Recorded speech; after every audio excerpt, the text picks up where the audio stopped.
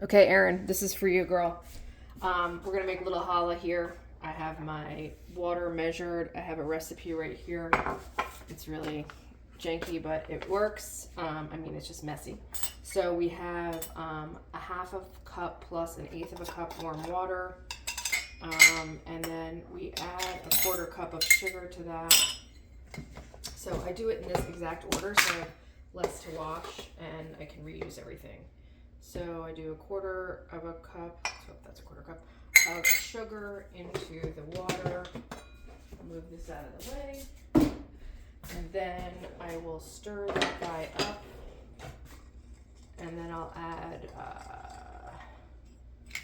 half a package dry yeast. I buy the jar, so one package is 2 1/4, so I do about 1 1/4 of the yeast. And I'm always really generous because I like to. You're supposed to let this proof, which I usually do to make sure that it's like doing what it's supposed to do. Maybe give it another little stir. Sometimes I don't, you know, a little free form. And like I said, I like to do reuse all of the measuring utensils so I have less washing to do. Sorry, it got really hot right before this happened. So I'm sporting some athletic wear.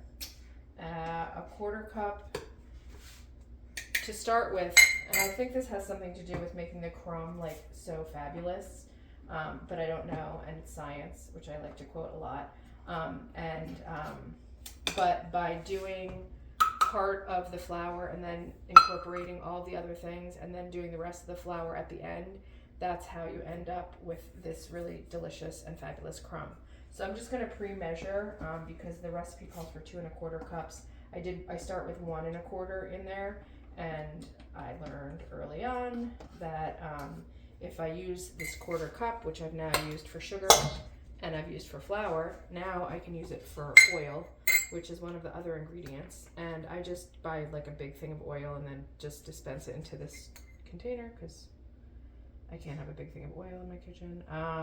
So I just usually prep that up. And normally I put an egg in, and what I would do is I would beat the egg in a container, and I would use most of the egg and leave maybe like 2 teaspoons in the container, throw it back in the refrigerator because you brush the challah before you bake it with that. But my friends that are coming over tonight are vegan, so I have learned that you can just omit the egg altogether. It really doesn't matter. One of my kids says it's better. I don't know that I believe that, but that's what she said. And you can also use aquafaba if you want, but I just usually just omit the egg altogether. And then the flour, you do the flour, 1 1/4 cups flour, and it calls for 1/4 tablespoon of salt. So this is how I store my salt, and this is a half tablespoon, and I just did half of it, so that's good. I'm putting that back. And then I would stir this up just to mix the salt in. And then after about 10 minutes, this is gonna get a lot more sort of like bubbly. Oh, I just stirred it away. And then I have no idea where that is. And then I will add everything into here, and I will cut now and then come back in a second.